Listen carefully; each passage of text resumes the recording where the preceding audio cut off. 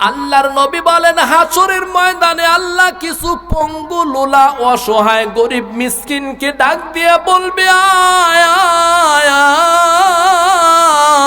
আয়।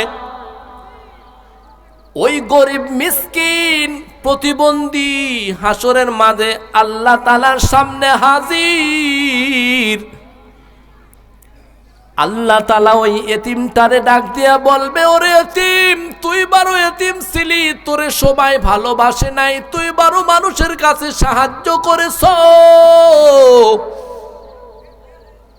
পাড়ার উপর থেকে তুমি চাউল নিয়ে আসছো, হাটে হাটে যাইয়া তুমি টাকা কালেকশন করছো,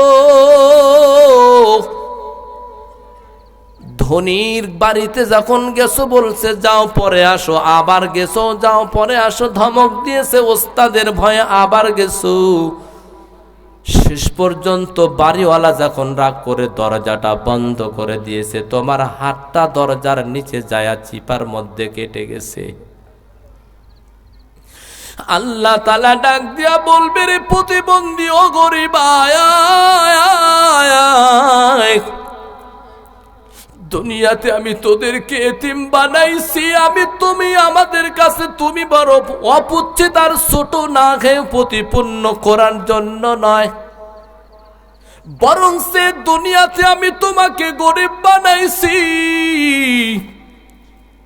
আমি আল্লাহর উদ্দেশ্য এটা, দুনিয়ার কিছু অভাব অনটন প্রতিবন্ধী ল্যাংড়া বানাইয়া কানা বানাইয়া আমি আল্লাহ দুনিয়াতে তোরে কষ্ট দিয়ে আমি আখিরাতে সবার সামনে তোদের সম্মানকে আমি পুরস্কৃত করে উঁচা করব। আল্লাহ তাআলা জিজ্ঞাসা করবে, ও বান্দা, আয় আয় আয়। তুমি যে আমার কাছে ছোট ছিলা তেমনটা নয় রে বান্দা, বরং সে আজকে আমি হাসরের মাঠে তোমাকে আমি বড় পুরস্কারে পুরস্কৃত করব। যাও দেখো জাহান্নামের চূড়ায় কতগুলো মানুষ জাহান্নামে যায়, ওদের হাতের মধ্যে জাহান্নামের শিকল, ওদেরকে তুমি ধরে ধরে ধরে ধরে যেই জান্নাত দিয়ে উদ্দেশ্য সেই জান্নাত দিয়েই তুমি ঢুকে প্রবেশ করে চলে যাও। আল্লাহর রাসূল বলে, ও আমার সাহাবীরা শুনো শুনো,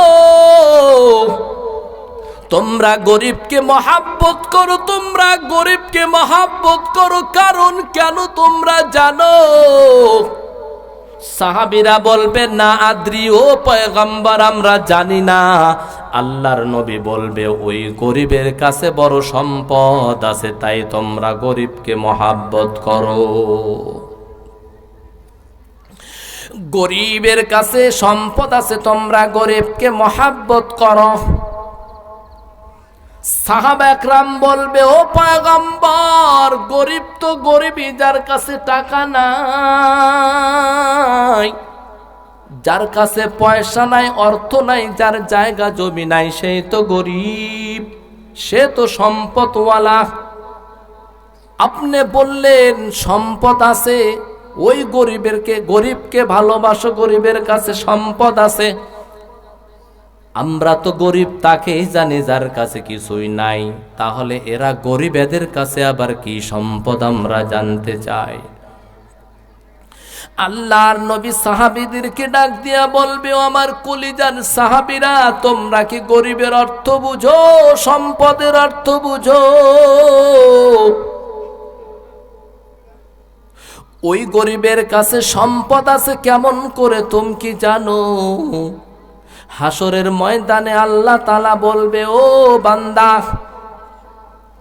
দুনিয়াতে তুমি ল্যাংড়া ছিলে, দুনিয়াতে তুমি কানা ছিলে, দুনিয়াতে তুমি গরিব ছিলে, তোমার এই দুরবস্থা দেখার পর যাদের অন্তরটা কান্দেছে, অন্তরের মধ্যে দুঃখ লেগেছে, তোমাদের এই ডাউল ভাত দেখে যার কষ্ট লেগেছে, তোমাদের শোয়ার জায়গা দেখে যার কষ্ট লেগেছে, ওই কষ্ট লাগার পরে বলেছে, হুজুর আমি একটা কম্বল ছাত্রর জন্য দিয়ে গেলাম, আমি এক বস্তা চাউল দিয়ে গেলাম, বোর্ডিং এর অবস্থা বড় খারাপ, ও হুজুর, এই সন্তানটির একটু কম্বলের নিচে ঘুমাইয়া দিয়েন।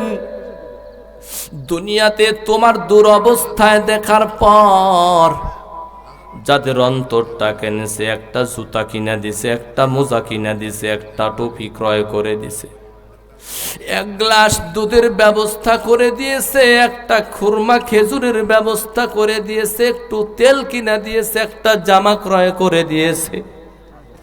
আল্লাহর নবী বলবে, রে সাহাবীর দল, দুনিয়াতে এই এতিম আর অসহায় দেখে যাদের অন্তরটা কেঁদেছে আর এই সমস্ত জিনিসপত্র দিয়ে সাহায্য করেছে, আল্লাহ বলবেন, ও বান্দা, এই এতিমকে যারা সাহায্য করেছো, আজকে তোমাদেরকে পারমিশন দিয়ে দিলাম, ও সন্তান, ওদের হাতটা ধরে ধরে ধরে জান্নাতে চলে যাও। এরে নবীর উম্মতের দল, গরিব আর এতিম দেখে অবহেলা করিও না রে বাবা। গরিব আর এতিম দেখে অবহেলা করিও না। আজকে শীতের দিনে দেখো, তোমারও ঠান্ডা লাগে, ওর শরীরটা কিন্তু লোহা দিয়া বানানো না। ওই মাদ্রাসার ছাত্রটারও কিন্তু ঠান্ডা লাগে। আমি আপনি রাত্রে গিয়ে কম্বলের মধ্যে ঘুমাই পড়ি, বিবি আমার পায়ে তেল লাগায় দেয়, মাথায় তেল দিয়ে দেয়। আজকে আমার সন্তানকে রাত্রে উঠে উঠে দেখি সন্তানের গায়ের উপর কম্বল আছে কিনা, সন্তানের শরীরটা ঠান্ডা না গরম। কিন্তু ওই মাদ্রাসার বড় এতিম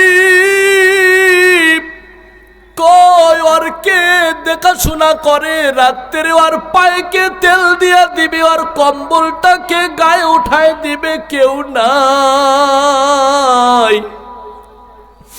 এতিমের মতো পড়ে আছে। শুধু তাই নয়, আজানের আগে ওই সন্তানটির ওস্তাদ বলেছে, ওরে ছাত্র উঠ, আল্লাহ তোরে ডাকতেছে, ডাকতেছে, এলেম দিবে, উঠ। তোমার সন্তানের ঘুম ভাঙ্গে সকাল 10টায়। মাদ্রাসার ছাত্র, ছোট ছোট ছাত্র, আর ঘুম ভাঙ্গে রাত 4টায়, কথা ঠিক কিনা? ওই ছাত্রটা ঠান্ডা পানি দিয়ে অজু করে আর ওস্তাদের ভয় ডান দিকে বাম দিকে তাকায়। ওই ছাত্রটা ঠান্ডা পানি দিয়া অজু করিয়া কোরআন শরীফ সামনে নিয়ে পড়ে আর বলে, ও মালিক, হাফেজ হতে আসছি, আমাদেরকে হাফেজ না বানাইয়া মাদ্রাসার বাহিরে দিও না, হাফেজ বানাইয়া দাও।